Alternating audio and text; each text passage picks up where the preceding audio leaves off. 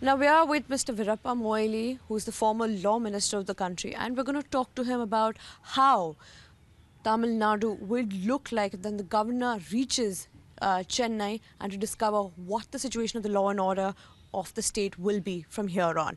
So my first question to you is, in a situation like this, when there is a political turmoil in a particular state and the governor has to finally intervene and settle the situation, what situations have there been in the past and we are likely to expect with this?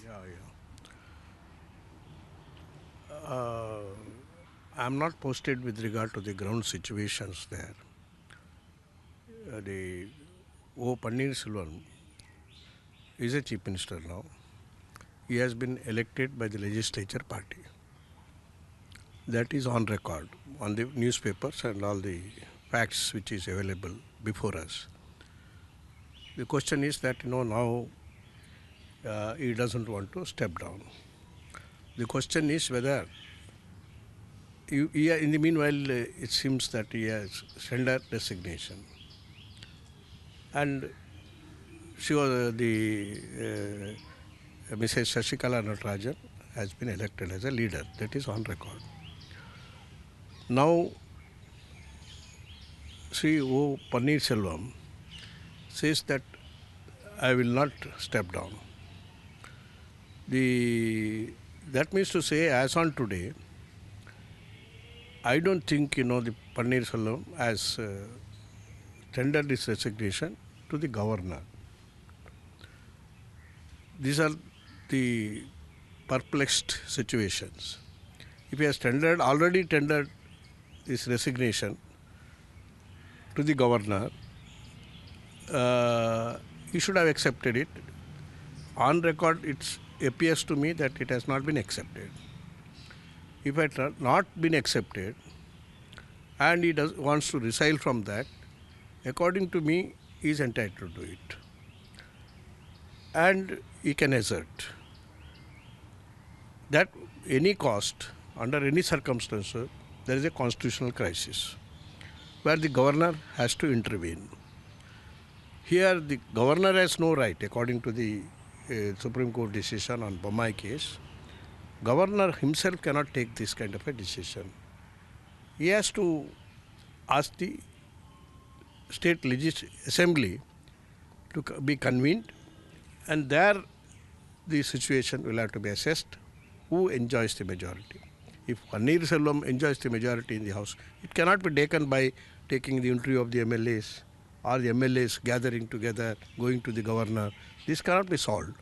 This has to be the only one course, and that is the democratic source, which is sanctified even by the Supreme Court decision, is that governor has no other choice but to refer this matter to the state assembly. It is ultimately the state assembly to take appropriate decision whether Pannirselvam enjoys the majority or not. It is a question of that. Or Mrs.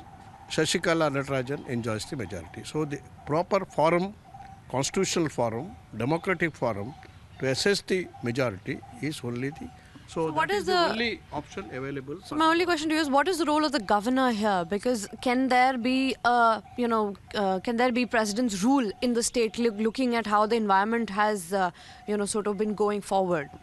No, president rule is not a solution. The only solution is referring back the matter only to the till that time Pannirselvam continues to be the governor, the chief minister, because his resignation, I don't think it has been accepted.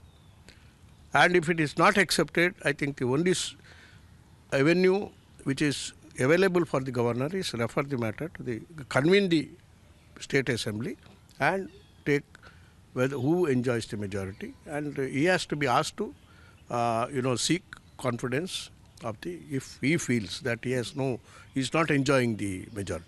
So just to give our viewers a bit of perspective, can you help us understand, as a matter of fact, if a situation like this has arrived in the past with many of the states who have been imposed with president's rule, we're not looking at this particular proximity here. I mean, there could be a lot more, changes. But if we look at what the situation in Tamil Nadu is right now, is what kind of possibilities, what kind of action can we expect a governor to take looking at what's happening? I don't think, governor is entitled to impose president rule at that disband, because whatever happens within the party, it is within the party.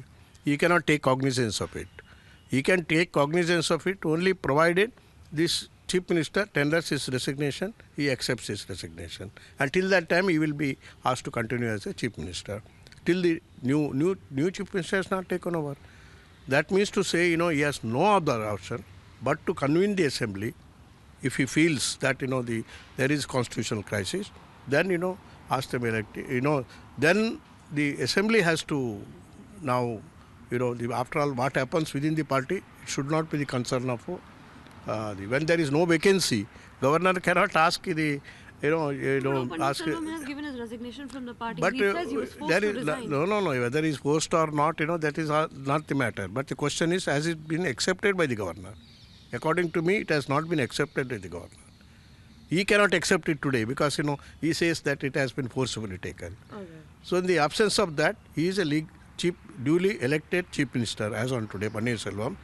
And I don't think, the Mrs. Sasikala Natarajan can come and assume power as a Chief Minister. That is not permissible. All right, so my last question to you here is that what is the constitutional way forward to stabilize the political situation in Tamil Nadu? Only constitutional provision is and legal provision is that if there is a crisis and Pandit Selvam refuses to step down, then the only solution for the governor is not to impose the president rule. That is contrary to the democratic practice and also the decisions of the Supreme Court. He has to ask the assembly to be, he has to notify the assembly to be convened and ask the Chief Minister to Pandit Selvam to take the confidence of the House.